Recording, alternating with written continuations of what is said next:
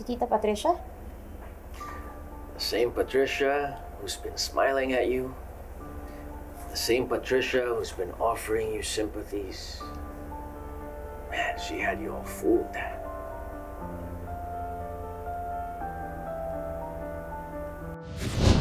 Nakapag-isip-isip naman ako, maski papaano.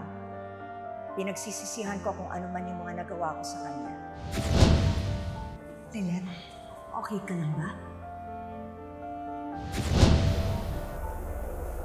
And now you expect us to take your word for it? Oh, I've got more than words. Alam niyo yung ever-loyal henchwoman ni Patricia, si Vivian? Sigurado ako marami siyang alam. Kasama siya, pati sina Paco at Mellard na nagplano ng lahat ng krimen. In fact, si Paco mismo yung sumira sa mga CCTV sa bahay ni Attorney Simmons. At ibang henchman yung nakatokang pumatay sa kanya nung gabing yun, kaso inatake siya. And since ayaw madali ni Patricia yung plano, siya mismo ang pumunta sa bahay ni Attorney Simmons at pumatay sa nanay mo. Ba't ngayon mo lang sinasabi to dahil?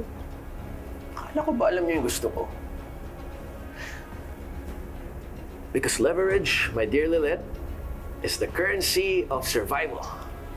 And I'm giving you gold. Hindi. Gusto mo lang ng makakaramay mo. Sinisiraan mo lang si Tita Patricia. Gusto mo lang akong pasakitan. Hindi ako nag-abogado para maniwala lang ulit sa kasinungalingan mo. Bago ka imbestigahan sa involvement mo sa murder case ni Attorney Meredith Simmons, lumabas din sa mga pulis na si Ino De Leon ang main suspect. All I'm saying is, kung papayag kayo sa mga kondisyon ko, kaya kong tumistigo sa korte na si Patricia ang pumatay kay Meredith Simmons at pati na rin kay Ino De Leon. Ano? Siya din ang pumatay kay Ino? Pinalabas lang ni Patricia na nagpakamatay si Ino para magmukha siyang guilty sa pagpatay kay Attorney Simmons. Pero ang totoo, mga tauhan din ni Patricia ang pumatay sa kanya. Well, nasa sa inyo yan kung maniniwala kayo sa akin o hindi. I mean, there are only two outcomes, right? If I'm lying, you get nothing. But if I'm telling the truth, and finally may expose na ang totoong pumatay sa nanay mo. I mean, after all, isn't that what you want? Or are you finally complacent in this fantasy world that you have where Ino is the true killer, the villain? Siya ko, iniisip ko lang, Atty. Matias. Grabe naman yung hostisyang pinagkait sa nanay mo.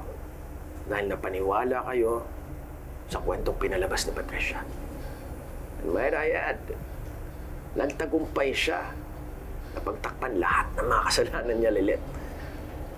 Worse yan. Baka makalabas na yun ng bansa, di nyo na maabutan. We'll investigate. Kung isa na naman to sa mga laro mo, you will regret it. Well, I'm counting on you to investigate. Attorney Matias, believe me. The place, do hurry up. Masyado nang nag-i-enjoy si Patricia sa kalayaan niya.